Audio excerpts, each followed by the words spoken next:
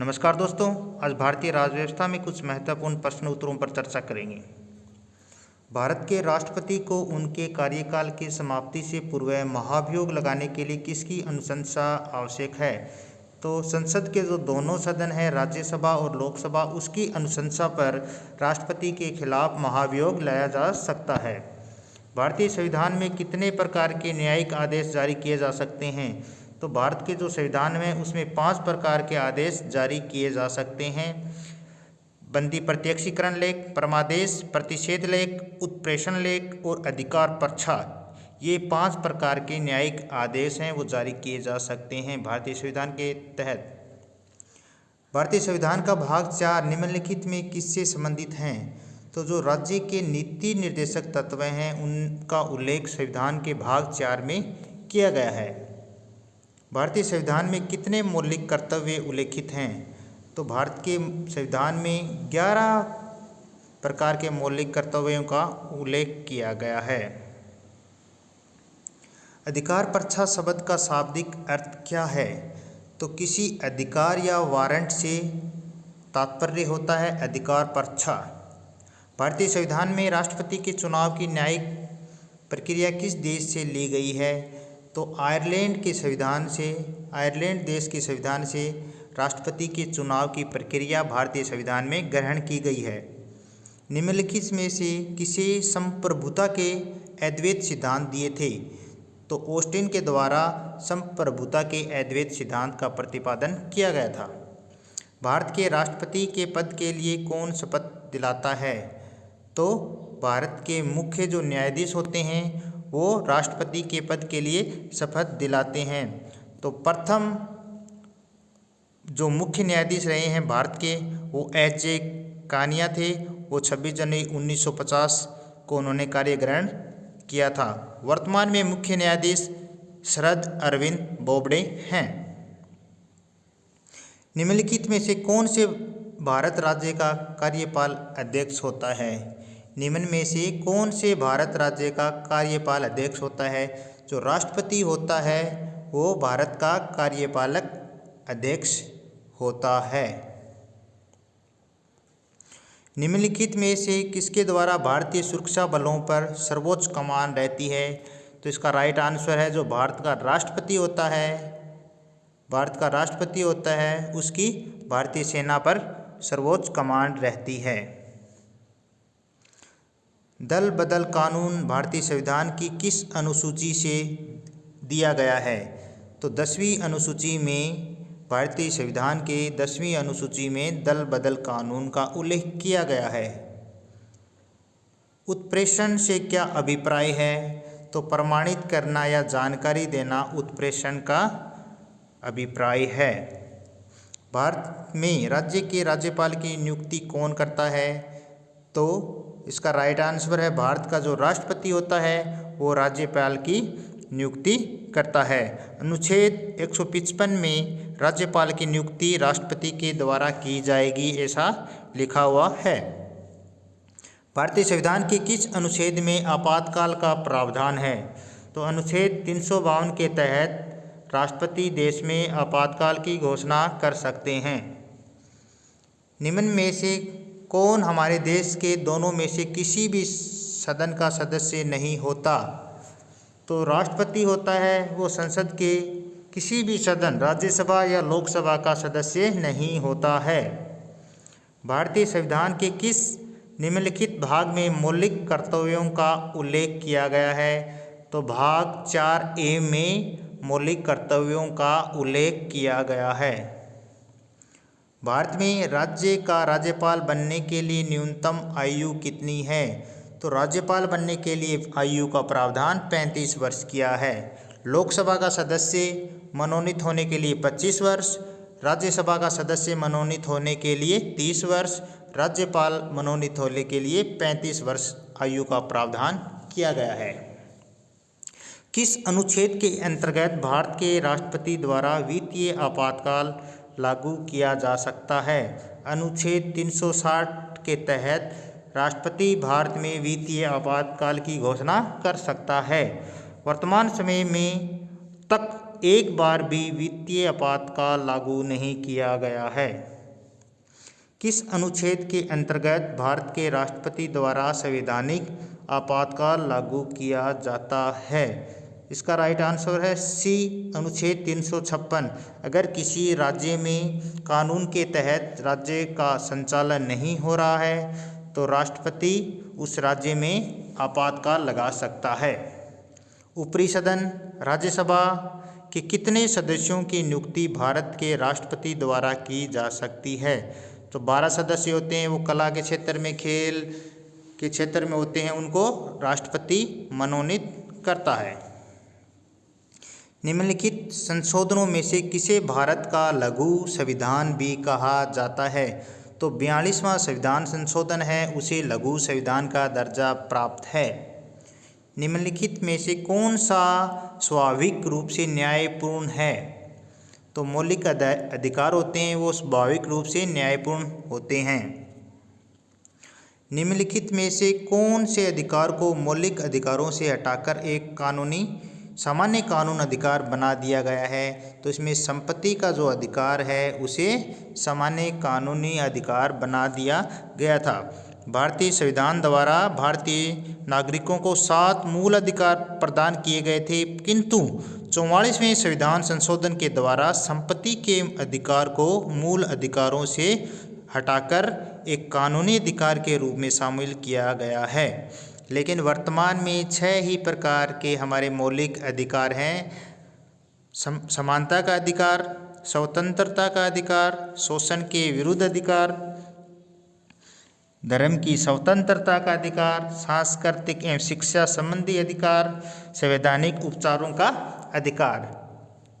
इसलिए वर्तमान में 6 ही प्रकार के मौलिक अधिकार हैं, लेकिन हमारे जो मूल संविधान है उसमें 7 प्रकार के मौलिक अधिकार थे। निम्नलिखित में से कौन सा मौलिक कर्तव्य के अंतर्गत नहीं आता? अभिव्यक्ति की स्वतंत्रता का संरक्षण है, वो मौलिक कर्तव्य के अंतर्गत नहीं आता है। भारत के नियंत्रक एवं महालेखा परीक्षक की नियुक्ति कितने वर्षों के लिए की जाती है? CAG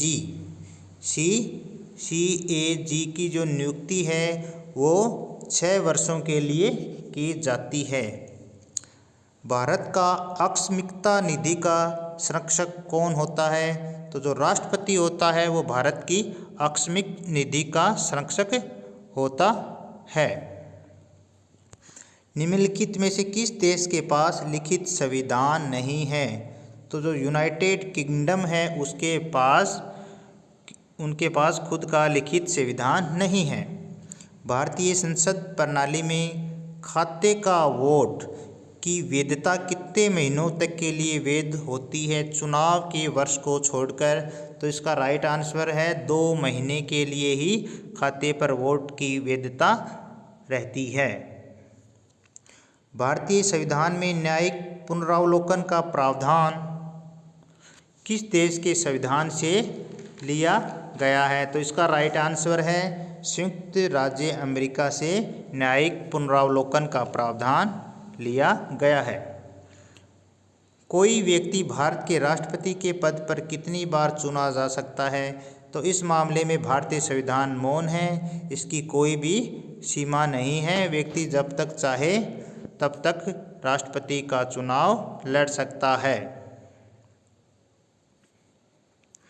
निम्नलिखित में से कौन से प्रावधान के लिए संसद में विशेष बहुमत की आवश्यकता पड़ती है? तो मौलिक अधिकारों में परिवर्तन के लिए संसद में विशेष बहुमत की आवश्यकता पड़ती है। भारतीय संविधान में संशोधन की 3 विधियां हैं। दोनों सदनों के साधारण बहुमत से संशोधन किया जा सकता है, जैसे राज्यों का पुनर्गठन है, राज्य की विधानसभा है उसकी स्थापना है या समाप्ति, वो सामान्य बहुमत से संशोधित किया जा सकता है। दूसरे प्रकार के संशोधन में दोनों सदनों के पूर्ण बहुमत प्लस उपस्थित सदस्यों के 2/3 बहुमत से संशोधन किया जा सकता है। तीसरे प्रकार के संशोधन में संसद के दोनों सदनों का पूर्ण बहुमत होना चाहिए उपस्थित सदस्यों के 2/3 बहुमत होना चाहिए। साथ ही साथ आधे राज्यों की विधानमंडल है उनका भी समर्थन होना चाहिए। डॉक्टर BR अम्बेडकर द्वारा किस अनुच्छेद को संविधान का हृदय या आत्मा कहा गया है? तो इसका राइट आंसर है अनुच्छेद 32। अनुच्छेद 32 को डॉक्टर भीमराव अम्बेडकर ने संविधान की हृदय या आत्मा कहा है। अनुच्छेद 32 के तहत पुनरावलोकन द्वारा बंदी प्रत्यक्षीकरण, अधिकार पर्चा जैसे लेखों को जारी किया जाता है, इसलिए डॉक्टर अम्बेडकर ने इसे भारतीय संविधान की हृदय या आत्मा कहा है। किस अनुच्छेद का उपयोग करके भारत के राष्ट्रपति वित्तीय आपातकाल की घोषणा कर सकते हैं? तो अनुच्छेद 360। भारत में आज तक एक बार भी वित्तीय आपातकाल नहीं लगा है। निम्नलिखित में से कौन सा एक मौलिक कर्तव्य नहीं है? तो सैन्य और शिक्षा के अतिरिक्त सभी उपाधियों का उन्मूलन, यह एक मौलिक कर्तव्य नहीं है। संविधान का पालन करना हमारा मूल कर्तव्य है। एकता और भाईचारे को बढ़ावा देना मूल कर्तव्य है। प्रभुत्व की रक्षा और उसे बनाए रखना ये भी मूल कर्तव्य है। तो इसमें डी आंसर आ जाएगा। भारतीय संविधान के किस संशोधन के तहत उच्च न्यायालय के न्यायाधीशों की सेवानिवृत्ति की आयु 60 से 62 वर्ष की गई है? तो 15वां संविधान संशोधन 1963 में किया गया था। उसके तहत सेवा मुक्ति की जो आयु है मुख्य न्यायाधीश की वो 60 वर्ष से बढ़ाकर 62 वर्ष कर दी गई थी। खालिस्तान का मतलब है कि सर्वोच्च न्यायालय और मामले और उससे संबंधित कानूनी मुद्दों पर पुनर्विचार करेगा। तो अपीली जो क्षेत्राधिकार होता है उसके का मतलब होता है कि सर्वोच्च न्यायालय और मामले और उससे शामिल कानूनी मुद्दों पर पुनर्विचार करेगा। पंजाब में कुल खालिस्तान संसदीय सीटें हैं राज्यसभा के लिए। तो पंजाब में राज्यसभा के लिए 7 सीटें रिजर्व की गई हैं। भारतीय संविधान के किस मौलिक अधिकार में कहा गया है कि यदि किसी नागरिक को लगता है कि राज्य द्वारा उसके किसी मौलिक अधिकार का उल्लंघन हुआ है तो इस अधिकार का सहारा लेकर वह अदालत जा सकता है? तो संवैधानिक उपचार का अधिकार का सहारा लेकर व्यक्ति अदालत में जा सकता है कि मेरा मौलिक जो अधिकार है, मेरे मौलिक अधिकारों का राज्य सरकार के द्वारा उल्लंघन किया जा रहा है और वो संवैधानिक उपचार का अधिकार के तहत न्यायालय की शरण में जा सकता है। भारतीय संविधान सभा 1950 में स्थापित की गई थी। कुछ मुकदमे की सुनवाई सीधे सर्वोच्च न्यायालय कर सकता है। ऐसे मामलों में पहले निचली अदालत में सुनवाई जरूरी होती है। तो जो मौलिक क्षेत्राधिकार के अंतर्गत जो मामले आते हैं उनकी सुनवाई सीधे सर्वोच्च न्यायालय कर सकता है। इनमें से कौन से अधिकार क्षेत्र के तहत कोई भी व्यक्ति जिसके मौलिक अधिकार का उल्लंघन हुआ है समाधान के लिए सीधे सुप्रीम कोर्ट जा सकता है, सर्वोच्च न्यायालय की शरण में जा सकता है? तो इसका राइट आंसर है याचिका का मूल क्षेत्र होता है उसके तहत वो सीधे व्यक्ति सर्वोच्च न्यायालय की शरण में जा सकता है। के अनुसार भारत का राष्ट्रपति लोकहित या संविधान की व्याख्या से संबंधित किसी विषय को सर्वोच्च न्यायालय के पास परामर्श के लिए भेज सकता है? तो इसका राइट आंसर है सलाह संबंधी क्षेत्राधिकार के तहत भारत का राष्ट्रपति होता है तो संविधान की व्याख्या करने के लिए या लोकहित के किसी विषय के लिए न्यायालय के पास परामर्श के लिए जा सकता है। सिक्किम में कुल कितनी राज्यसभा के निर्वाचन क्षेत्र हैं? तो इसका राइट आंसर 1 आ जाएगा कि राज्यसभा के लिए सिक्किम में 1 सीट आरक्षित की गई है। व्यापार संघ भारत के संविधान की 7वीं अनुसूची में दी गई समवर्ती सूची से संबंधित है। समवर्ती सूची से संबंधित है। जब कोई निचली अदालत अपने अधिकार क्षेत्र का अतिक्रमण करके किसी मुकदमे की सुनवाई करती है तो ऊपर की अदालतें उच्च न्यायालय या सर्वोच्च न्यायालय उसी ऐसा करने से रोकने के लिए कौन सा आदेश जारी करती है? तो इसका राइट आंसर है प्रतिषेध। प्रतिषेध के तहत वह उसे रोकने के लिए आदेश जारी कर सकती है। ऑल इंडिया अन्ना द्रविड़ मुनेत्र कड़गम AIADMK